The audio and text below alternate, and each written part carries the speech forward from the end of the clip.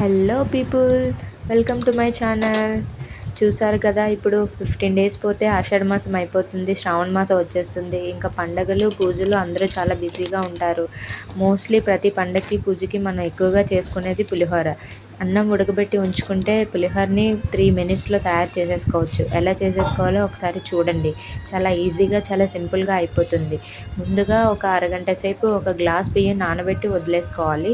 బాగా నానిన బియ్యాన్ని ఒకసారి బాగా క్లీన్ చేసుకొని బాగా కొంచెం దాని నిండా తపాల నిండా వాటర్ పోసి స్టవ్ వెలిగించి స్టవ్ మీద పెట్టాలి.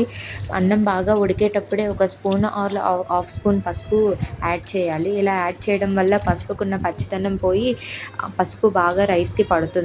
తర్వాత మళ్ళీ స్టవ్ వెలిగించుకొని వేరే కడాయి పెట్టి అందులో మనం ముందుగా చింతపండు నానబెట్టి పెట్టుకున్నాం కదా, ఆ చింతపండుని కూడా బాగా కలిపి యాడ్ చేసుకోవాలి. చూసారు కదా, మనం వీడియోలో చూపిస్తున్నట్టే యాడ్ చేసుకోవాలి.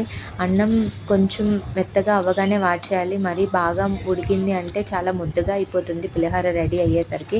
సో అన్నాన్ని కొంచెం చిన్న పలుకు మీద ఉన్నప్పుడే మనం వాచేసుకోవాలి.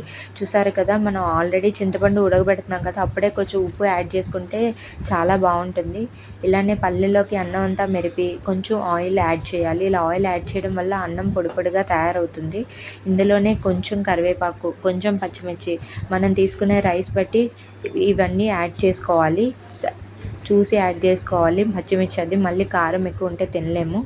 అలాగే ఇలా కలుపుకున్న తర్వాత ఇందాక ఆల్రెడీ మనం ఉడికించి పెట్టుకున్న చింతపండు పులుపును కూడా ఇందులో వేసేయాలి. ఇప్పుడు బాగా కలుపుకొని మళ్ళీ స్టవ్ మీద కడాయి పెట్టి కొంచెం నూనె వేయాలి. నూనె వేసిన తర్వాత అందులో పలుకులు, అలాగే శనగపప్పు, మినపప్పు, ఆవాలు, జీలకర్ర, పచ్చిమిర్చి, కరివేపాకు, మన పోపు దినుసులు ఉంటాయి కదా, అన్నీ వేసుకొని బాగా కలుపుకోవాలి. ఇదే టైంలో కొంచెం కాజు కూడా వేసుకోవచ్చు ఇష్టం ఉంటే.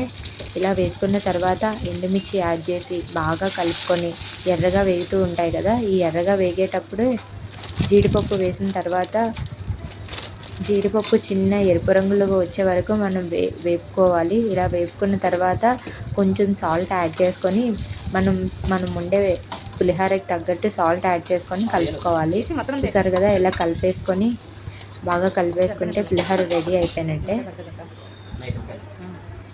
ఇంకా మీకు టెంపుల్ స్టైల్లో పులిహోర కావాలంటే ధనియాలు, జీలకర్ర, శనగపప్పు, మినపప్పు, శొంఠి ఇవన్నీ కలిపి ఒకసారి ఫ్రై చేసుకొని మిక్సీ పట్టి ఇందులో కలుపుకుంటే టెంపుల్ స్టైల్ పులిహోర కూడా రెడీ అయిపోతుంది. మీకు నచ్చితే లైక్ చేయండి, షేర్ చేయండి, కామెంట్ చేయండి. Thank you so much.